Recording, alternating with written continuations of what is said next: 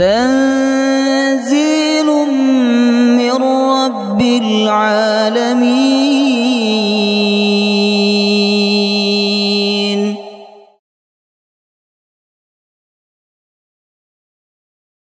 يا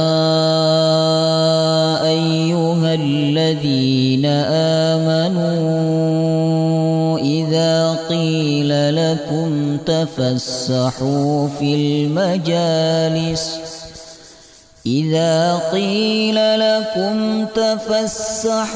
في المجالس فافسحوا يفسح الله لكم، وإذا قيل انشزوا فانشزوا يرفع الله الذين آمنوا منكم والذين أوتوا العلم درجات، والله بما تعملون خبير.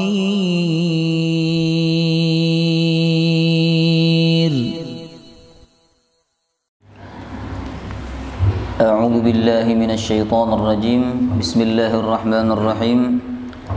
الحمد لله رب العالمين، نحمده ونستعينه ونستغفره، ونعوذ بالله من شرور أنفسنا وسيئات أعمالنا. من يهده الله فلا مضل له، ومن يضلل فلا هادي له، وأشهد أن لا إله إلا الله وحده لا شريك له، وأشهد أن محمدا عبده ورسوله لا نبي ولا رسول بعده. اللهم صل وسلم على نبينا محمد وعلى آله وصحبه أجمعين. يا أيها الذين آمنوا اتقوا الله حق تقاته ولا تموتن إلا وأنتم مسلمون. اللهم إنا نسألك علما نافعا ورزقا طيبا وعملا متقبلا.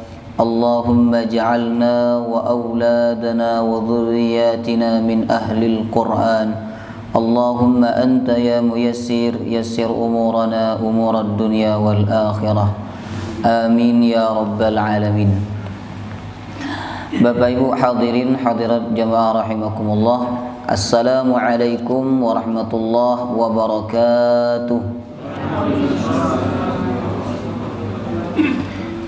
Alhamdulillah, kita bersyukur kepada Allah Subhanahu wa taala. Malam hari ini kita diberikan kemudahan untuk kembali hadir di majelis yang mulia ini dalam rangka membaca dan memahami kitab suci Al-Qur'anul Karim. Semoga dengan keberkahan Al-Qur'an, Allah Subhanahu wa taala tambahkan iman dan takwa kita kepadanya. Amin ya rabbal alamin. Dan semoga jika ada di antara kita yang sakit, dengan keberkahan Al-Quran Allah sembuhkan penyakitnya. Yang sulit rezekinya Allah lancarkan. Amin ya rabbal alamin. Pekan kemarin kita mengakhiri kajian tafsir surah Al-Baqarah sampai ayat 88. Sekarang kita masuk 89, insyaallah sampai ayat 90.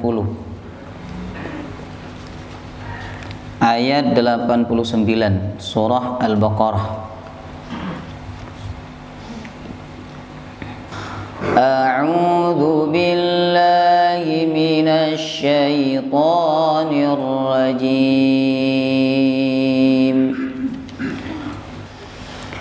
Walamma ja'ahum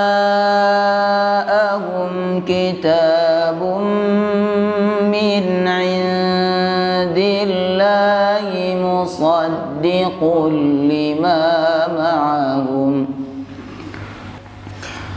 مصدق لما معهم وكانوا من قبل يستفتحون على الذين كفروا فلما جاءهم ما عرفوا كفروا به فلعنة الله على الكافرين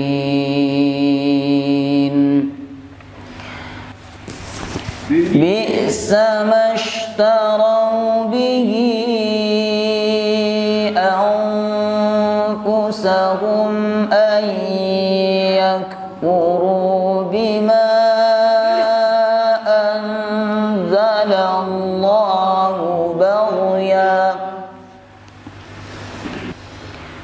بغيا أن ينزل الله من فضله على من يشاء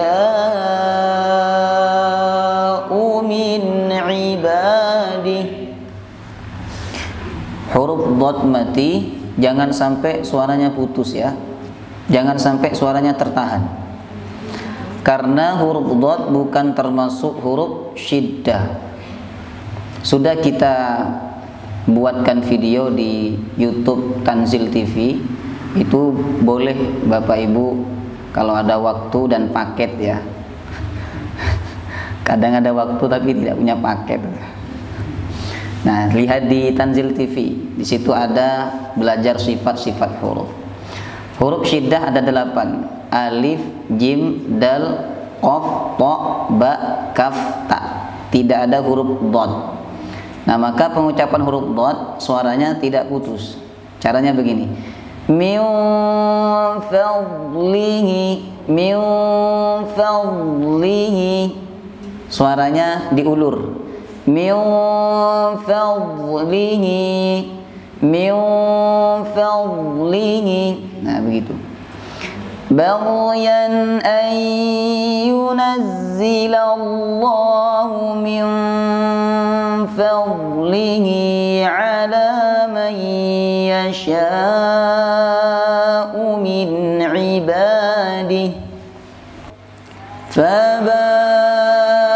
فباءوا بغضب على غضب وللكافرين عذاب مهين. Ya.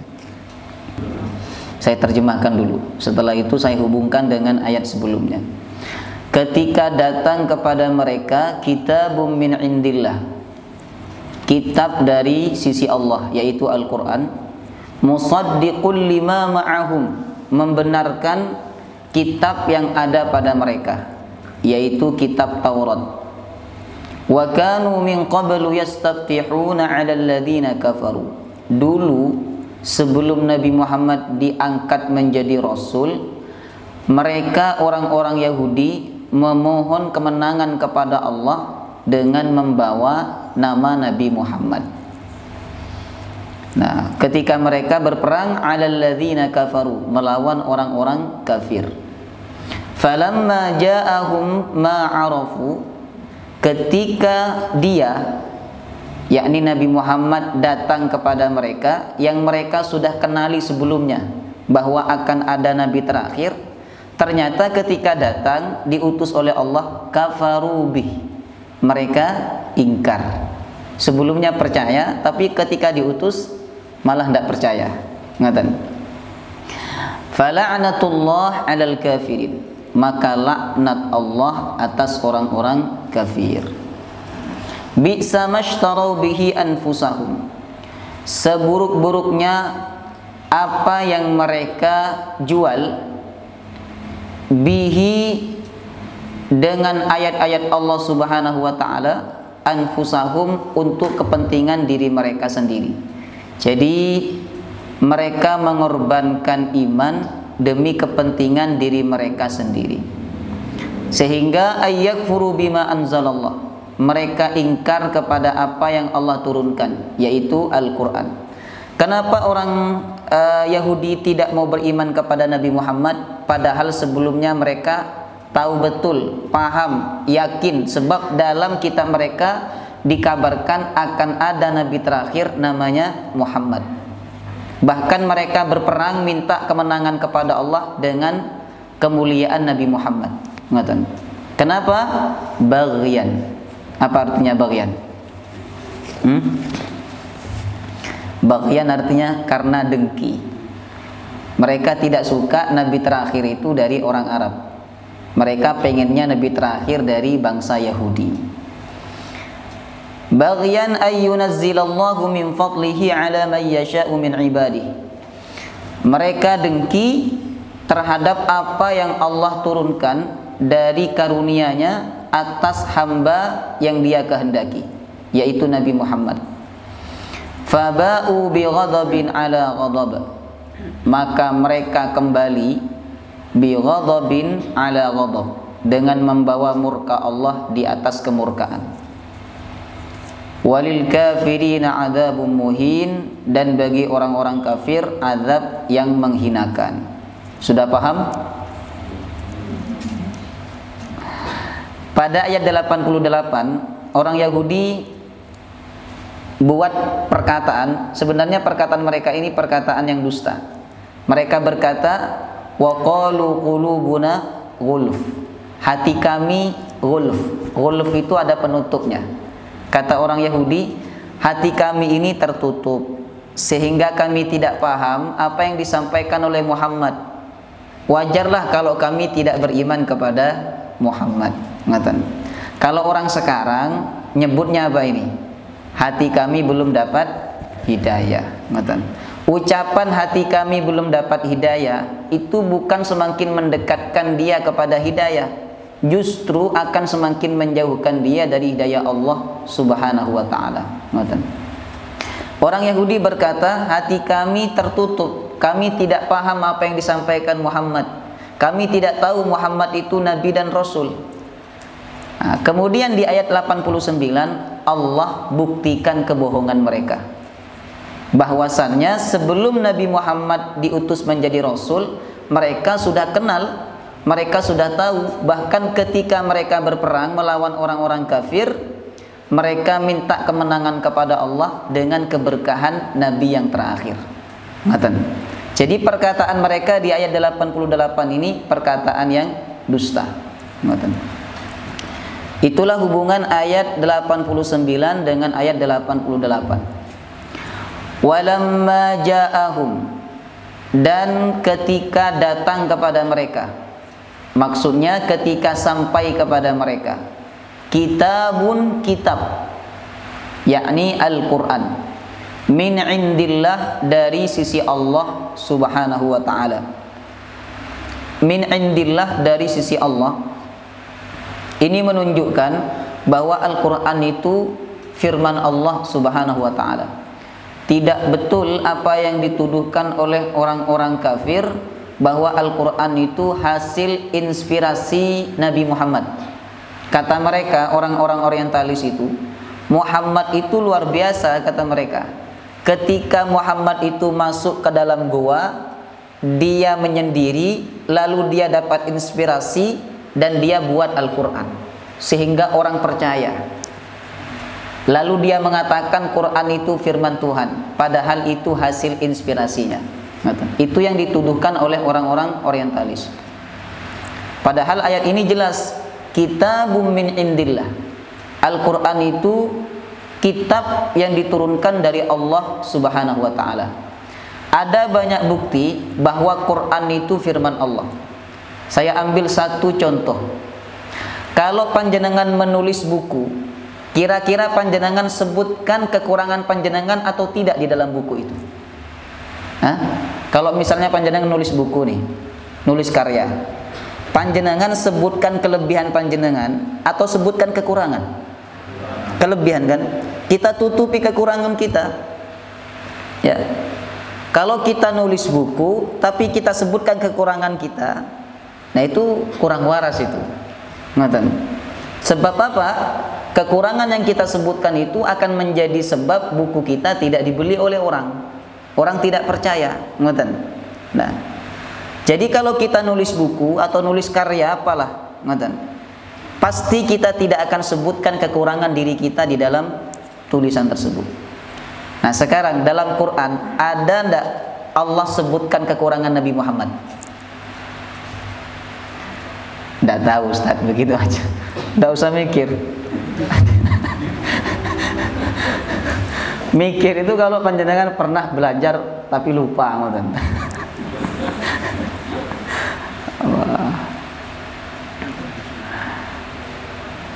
Allah pernah sebutkan kekurangan Nabi Muhammad dalam Quran. Ya, kesalahan atau kekhilafan Nabi. Allah sebutkan dalam Quran, yaitu di surah Abasa. Ketika itu Nabi sedang berdakwah dengan 3 tokoh Mekah.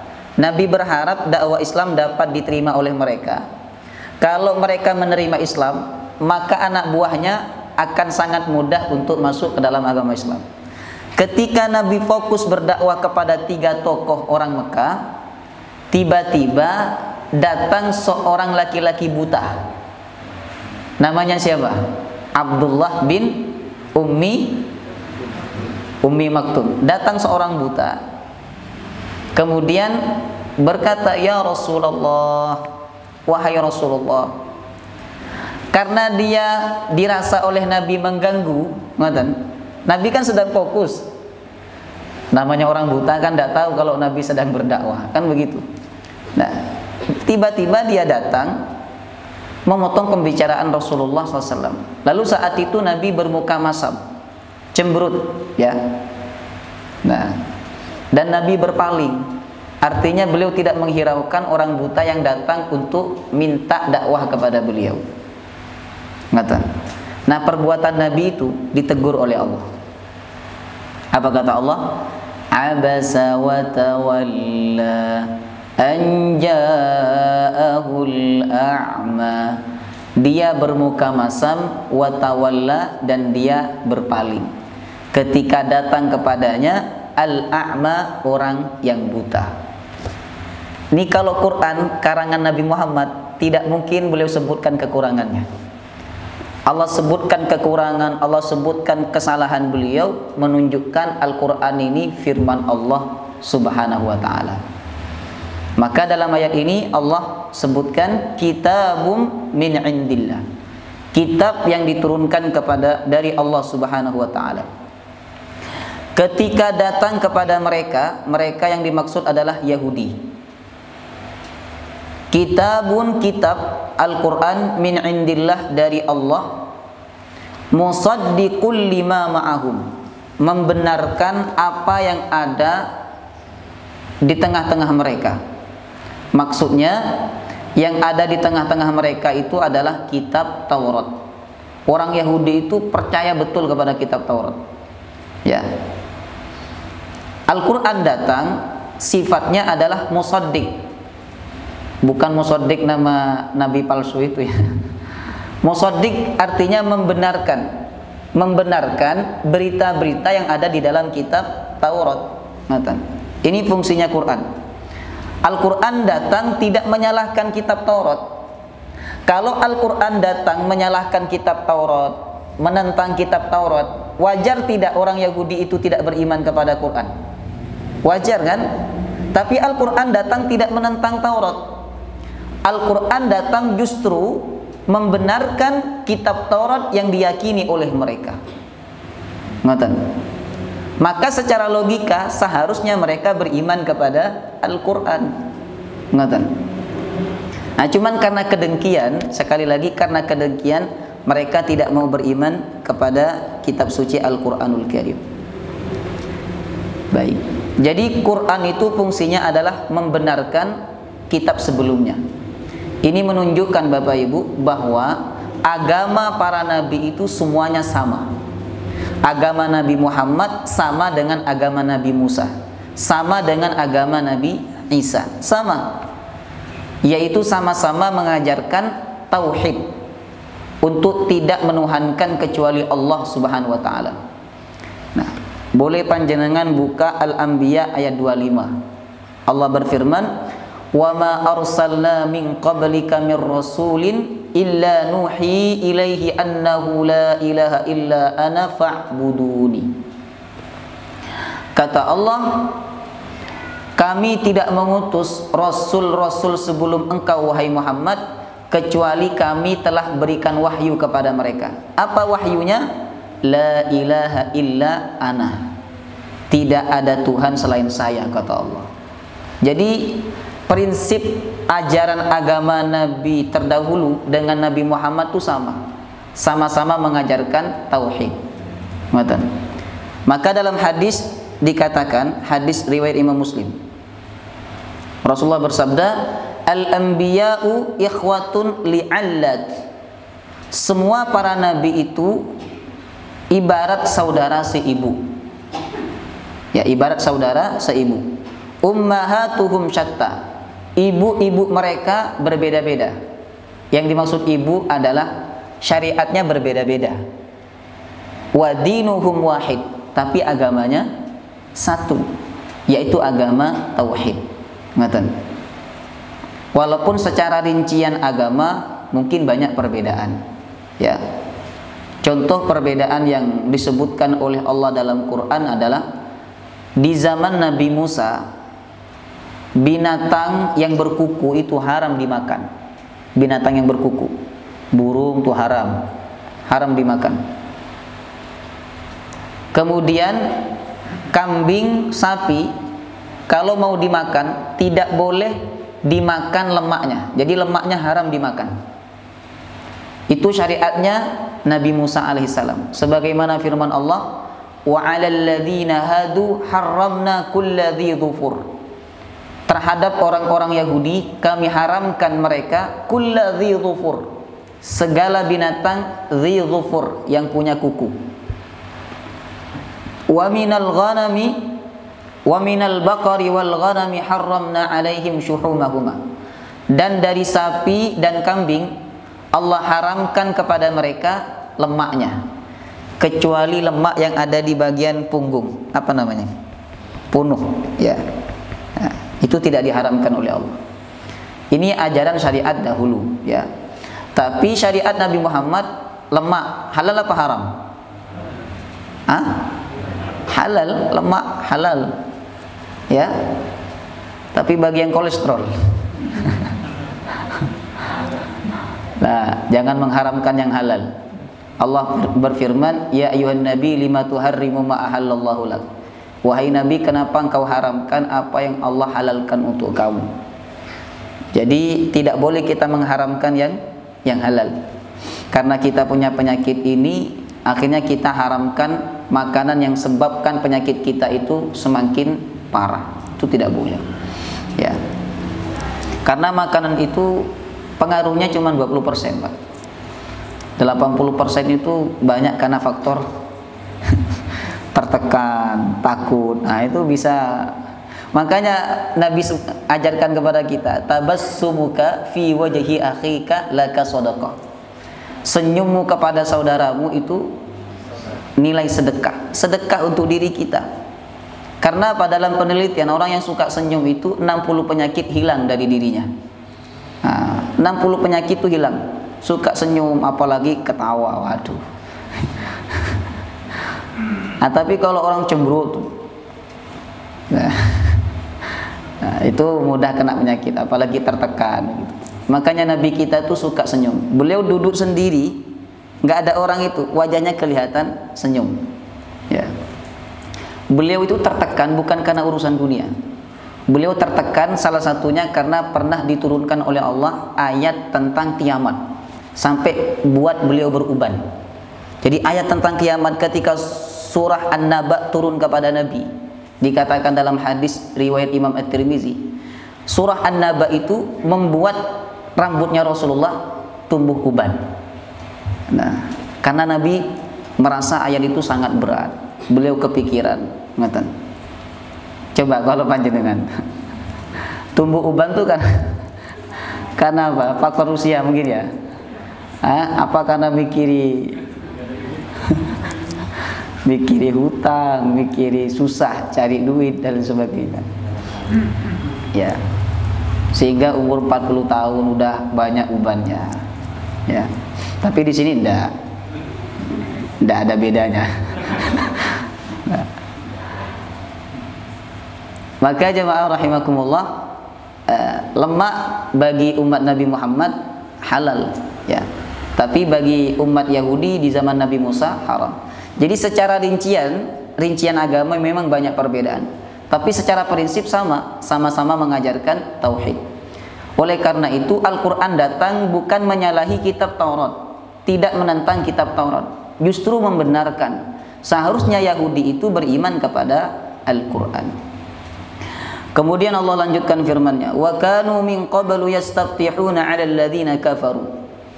Dan mereka dahulu, min qablu sebelumnya, yang dimaksud adalah sebelum datangnya Nabi Muhammad sebagai Rasul, yastaftihuna 'alal ladzina kafaru. Mereka memohon kemenangan kepada Allah atas orang-orang kafir dengan menyebut nabi terakhir. Dikatakan dalam tafsir Ibnu Katsir. Jadi apabila orang Yahudi itu perang dengan orang musyrik, di Madinah itu kan banyak orang musyrik. Ada musyrik suku Aus, ada musyrik suku Khazraj. Kalau mereka perang dengan suku Aus atau suku Khazraj, orang Yahudi itu kebanyakan kalah. Nah, sehingga suatu waktu Yahudi itu berdoa kepada Allah.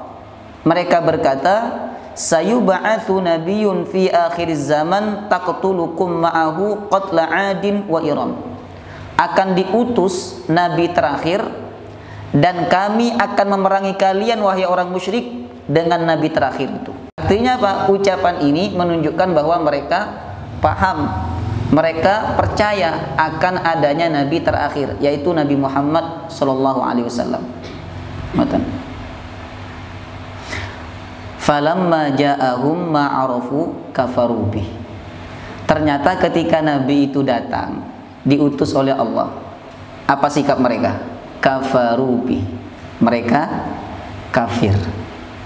Kenapa mereka kafir? Karena Nabi Muhammad bukan dari bangsa mereka.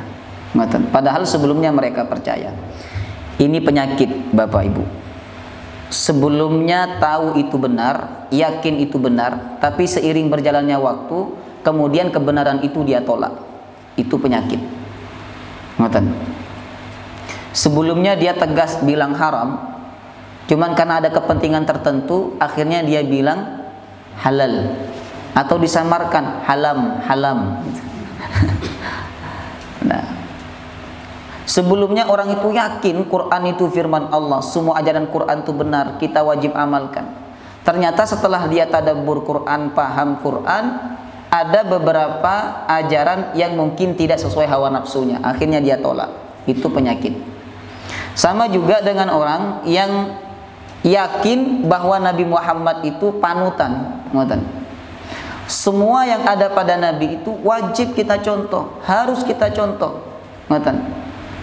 Tapi setelah dijelaskan bahwa ini sunnah Nabi, ini sunnah Nabi, ini sunnah Nabi, mereka tidak mau. Justru mereka menuduh orang yang melakukan sunnah itu dituduh dengan Wahabi, ya toh? Dituduh dengan sesat dan sebagainya. Contoh, pakai celana cingkrang itu hukumnya apa? Hukumnya apa? Sunnah. Tapi orang sekarang kalau pakai celana cingkrang, orang lain menganggapnya apa? Ya pasti gitu. Padahal sunnah. Jenggot itu sunnah. Ya, jenggot itu sunnah. Jenggot itu sunnah, jemaah rahimahullah. Tapi orang berjenggot panjang itu malah dituduh sesat, Wahabi. Artinya apa? Mereka sebelumnya percaya bahwa Nabi Muhammad itu panutan. Cuman ketika disebutkan ini sunnah Nabi, malah mereka menolak. Itu penyakit. Penyakit orang Yahudi yang dialami oleh sebagian umat Islam. Nauzubillah min dzalik. Ya. Falamma ja'ahum ma'arafu kafaru bih. Maka ketika Nabi datang kepada mereka, ma'arafu kafaru bih, yang mana Nabi itu sangat dikenal oleh mereka. Sampai dikatakan dalam surah Al-Baqarah ayat 146, alladzina atainahumul kitaba ya'rifunahu kama ya'rifuna abna'ahum. Orang-orang Yahudi itu sebenarnya tahu betul, kenal kepada Nabi Muhammad sebagaimana mereka mengenali anak-anak mereka. Tapi ketika datang kafaru bih, mereka mengingkari. Fala'natullah 'alal kafirin, maka laknat Allah atas orang-orang kafir. Seharusnya ayat ini berbunyi fala'natullah 'alal yahudi, laknat Allah kepada orang-orang Yahudi. Tapi bunyi ayat ini 'alal kafirin. Nah, ini menunjukkan bahwa yang dilaknat oleh Allah bukan hanya orang Yahudi. Siapapun yang melakukan perbuatan sama seperti orang Yahudi, Allah laknat. Kemudian yang kedua, siapapun yang melakukan perbuatan sebagaimana Yahudi, maka dia dihukumi kafir. Maka bunyi ayat terakhir ini fala'natullah 'alal kafirin. Allah melanjutkan firman-Nya. Bi'sa mashtarau bihi anfusahum ayyakfuru bima anzalallah. Bi'sa ma, sejelek-jeleknya, ishtarau, yang mereka beli, bihi, dengan Al-Quran, anfusahum, diri mereka. Ini kalau kita baca terjemah tidak paham ayat ini. Yang dimaksud adalah mereka membeli dunia untuk kepentingan diri mereka, dan alat yang dijadikan untuk membeli adalah Al-Quranul Karim. Nah, mereka tidak beriman kepada Quran karena mereka ingin mendapatkan kepentingan dunia, ya, kepentingan dunia, dan tentu untuk diri mereka. Ngoten. Inilah sejelek-jeleknya jual beli, Bapak Ibu. Kalau kita menukar ayat Allah untuk kepentingan diri kita. Ngoten. Beda dengan orang beriman. Orang beriman itu menukar dirinya atau menjual dirinya, menjual hartanya untuk menegakkan kalimat Allah. Maka Allah beli jualan orang beriman itu dengan surga. Nah, boleh panjenengan baca di Quran surah At-Taubah ayat 111. Innallaha ashtara minal mu'minina anfusahum wa amwalahum bi anna lahumul jannah. Sesungguhnya Allah membeli dari orang beriman. Apa yang Allah beli? Anfusahum, jiwa mereka. Jiwa mereka ada yang terluka, ada yang mati karena berperang. Wa amwalahum, dan harta mereka. Dibeli dengan apa oleh Allah? Bi anna lahumul jannah. Allah beli dengan surga. Inilah jual beli yang paling menguntungkan. Sebab kita menjual nilainya sedikit tapi dibeli dengan nilai yang besar. Harta tuh sedikit tidak nilainya? Sedikit kalau kita bandingkan dengan surga. Sekaya-kayanya orang, Bapak Ibu, pasti hartanya itu pernah atau bahkan sering membuat dia tertekan. Betul enggak? Ada enggak orang kaya tapi hidupnya tertekan? Hah? Banyak, ngoten. Sehebat-hebatnya orang, sekuat-kuatnya fisiknya orang, pasti pernah fisik itu membuat dia takut, khawatir, terutama ketika fisiknya sedang sakit. Jadi nikmat harta, nikmat fisik itu nikmat yang kecil dibandingkan dengan surga.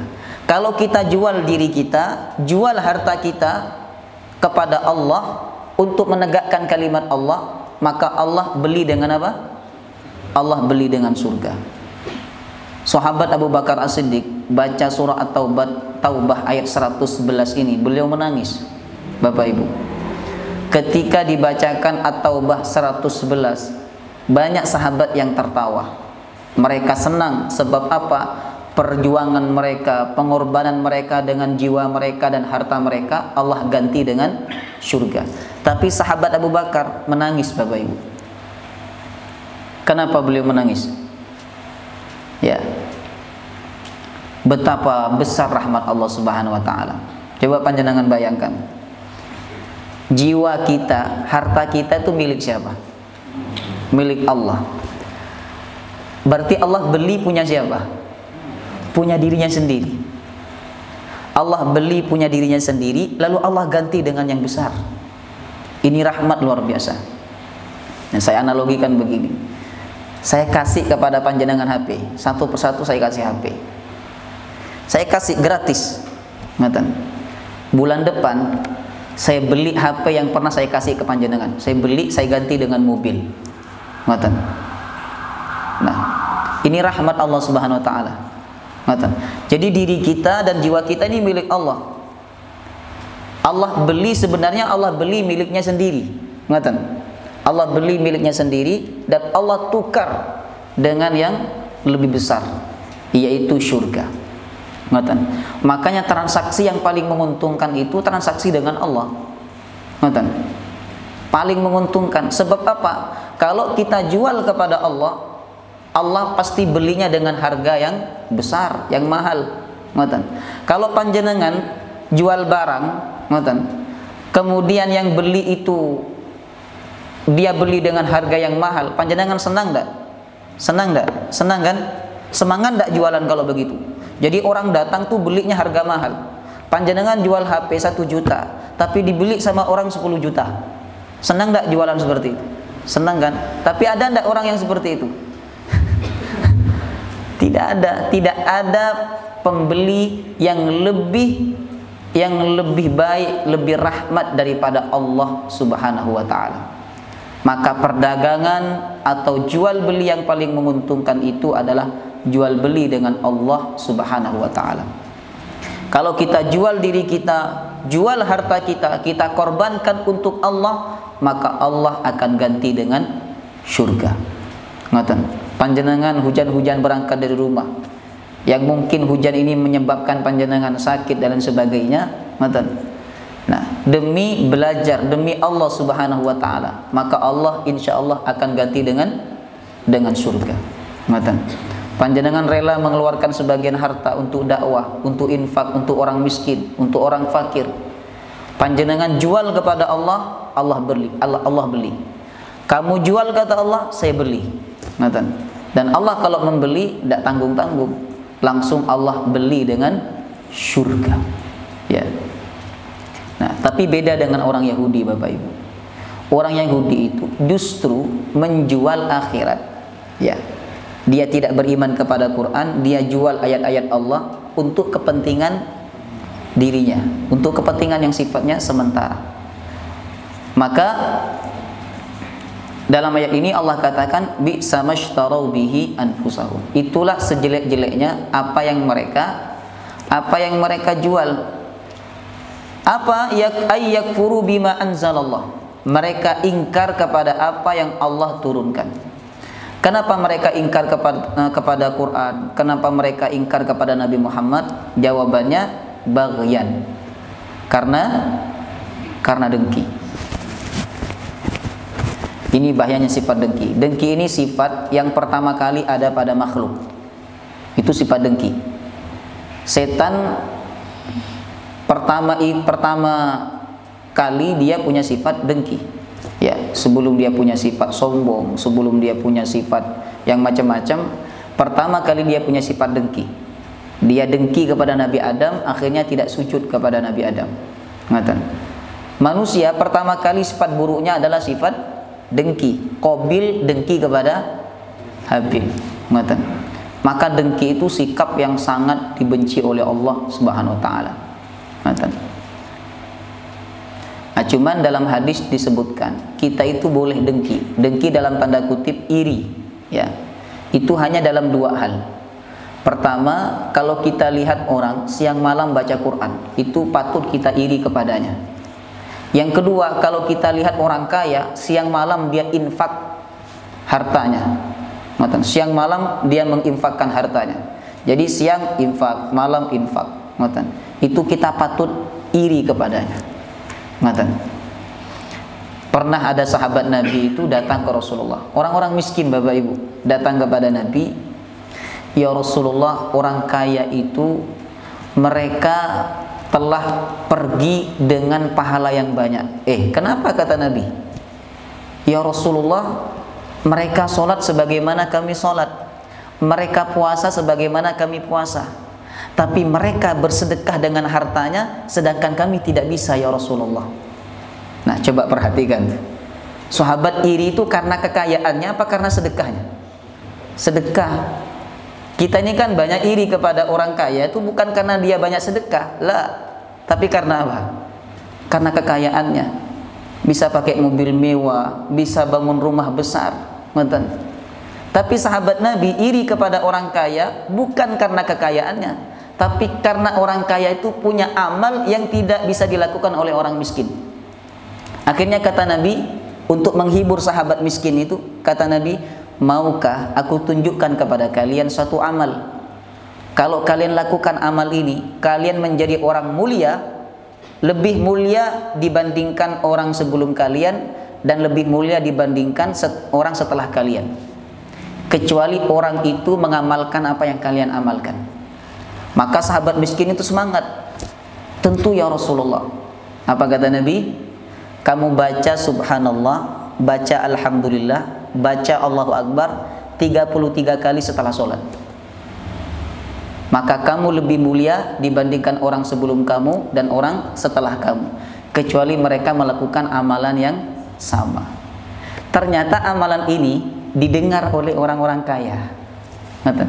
Tidak terima orang miskin itu datang lagi ke Rasulullah. Ya Rasulullah, orang kaya dengar ya Rasul, mereka melakukan hal yang sama sebagaimana yang kami lakukan. Adakah amalan lain yang bisa menandingi kemuliaan mereka? Apa kata Rasulullah? Allah memberikan karunia-Nya kepada siapa saja yang Dia kehendaki. Allah kasih kekayaan kepada siapa saja yang Dia kehendaki. Luar biasa. Itu iri yang luar biasa Bapak Ibu. Irinya karena akhirat. Coba panjenengan pernah tak iri seperti itu? Nah, iri karena panjenengan pernah tak iri kepada saya? Hafal Quran gitu? Pernah? Pernah tapi tidak melakukan tindakan apa-apa.